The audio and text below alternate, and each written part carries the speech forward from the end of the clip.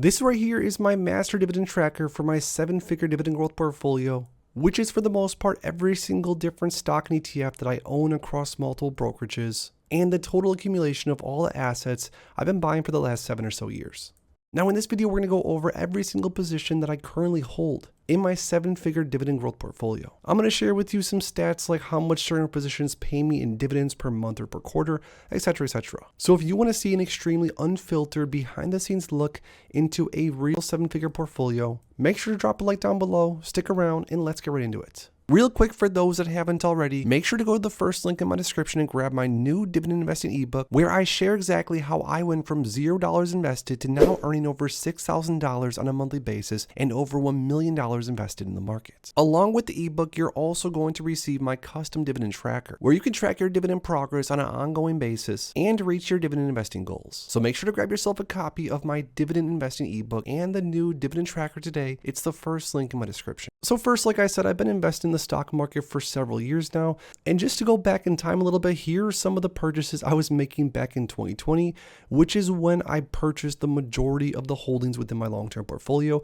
Maybe not the majority actually, but quite a bit. And just for one example, you can see that back then I was buying tons of realty income basically every single day, rushing to build out a position as fast as possible. And this is during a time where I thought stocks were on sale, but maybe not for long. Now, since then, over the years, I've been using basically all my active income to buy into dividend-paying stocks and ETFs that I believe in long-term. And over the years, I've built up a position with around 40 different holdings, and although maybe not every single stock that I originally purchased is still within this portfolio, I did, of course, sell off some things over time. But for the most part, this is what we have, and this is what we've been building for years now. Now, my main strategy for this portfolio as a 31-year-old dividend growth investor is to build a basket of holdings that not only pay me dividends on a monthly and quarterly basis, but also I want some positions in this portfolio to also grow over time to, of course, allow my net worth to grow as the years go on. But now digging right into it, going through every single position within this portfolio and even sharing some of my favorite positions.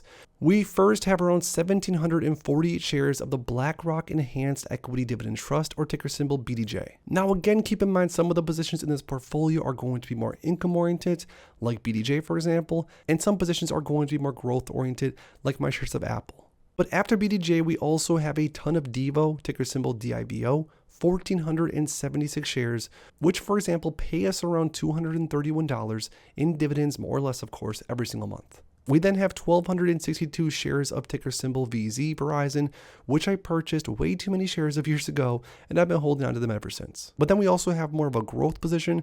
We have 1,000 shares of Apple stock, which I started buying I think back in 2018.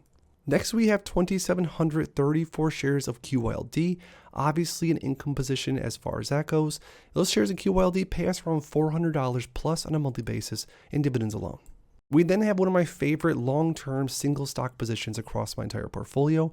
We have 2,858 shares, more or less, of ticker symbol O, Realty Income. Now, like I showed you earlier at the beginning, I've been buying Realty Income way back in the day, and this is even ever since I was investing solely on the Robinhood platform. And over the years, accumulated more and more shares of Realty Income. As of right now, I think last month, Realty Income paid me around $720 in dividends, and that's not what I get paid every single month.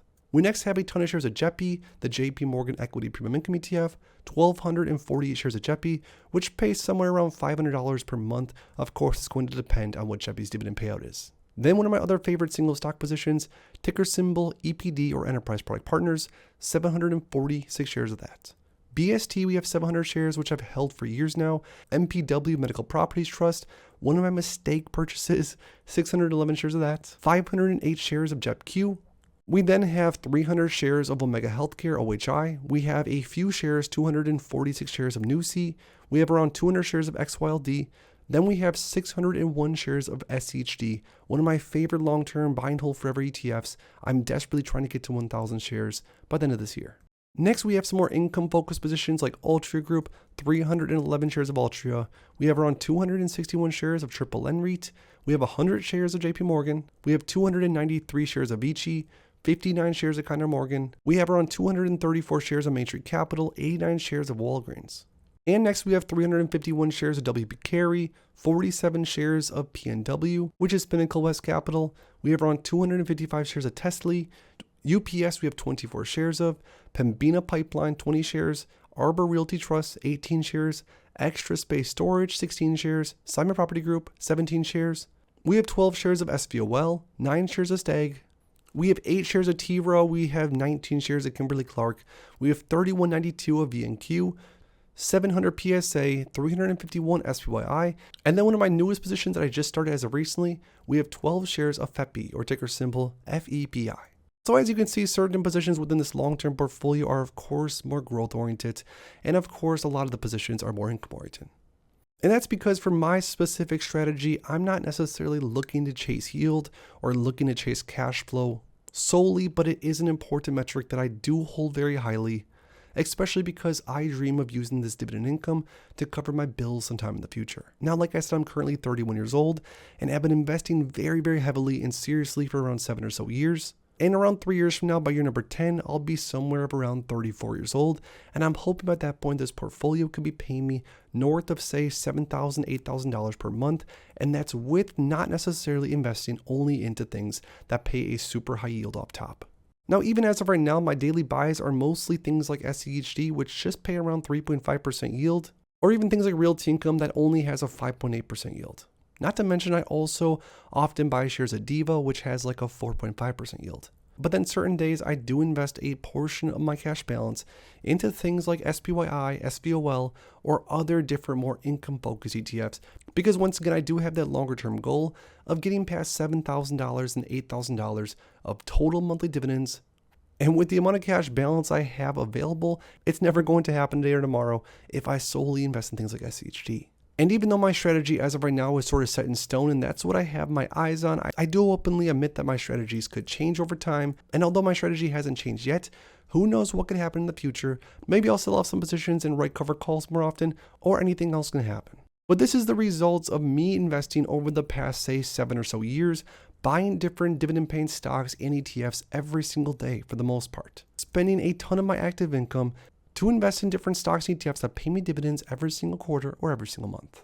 Now, the idea is that over time, I'll reinvest dividends, which is what I've been doing as of currently, and buy more shares of different stocks or ETFs. So the dividend amount will continue to go up without me actually having to make any other outside deposits. But on top of that, I'm hopeful that a lot of the positions inside this portfolio, things like SCHD, things like Apple, things like even Verizon, are going to continue to pay more and more in dividends over time. So that also will help me really compound this portfolio a lot quicker with again, the least amount as possible outside deposits. Because I'm just going to be honest here, I spent a lot of years depositing into my portfolios like crazy, and although I'm not against it, and although I still do make outside deposits here and there, I really want to build out a large enough portfolio to pay me enough in dividends to allow me to basically buy a set amount of stocks or ETFs every single day when the market is open without having to make any more deposits. So now that we went through my entire dividend growth portfolio, I now want to hear from you guys down below. Which position within my long-term portfolio is your number one favorite position and why? Let me know in the comments down below. If you enjoyed this video, make sure to please drop a like on it and subscribe for more future content like this. Thanks as always for stopping by, and if you are interested in investing, make sure to check out these recent videos I posted right here.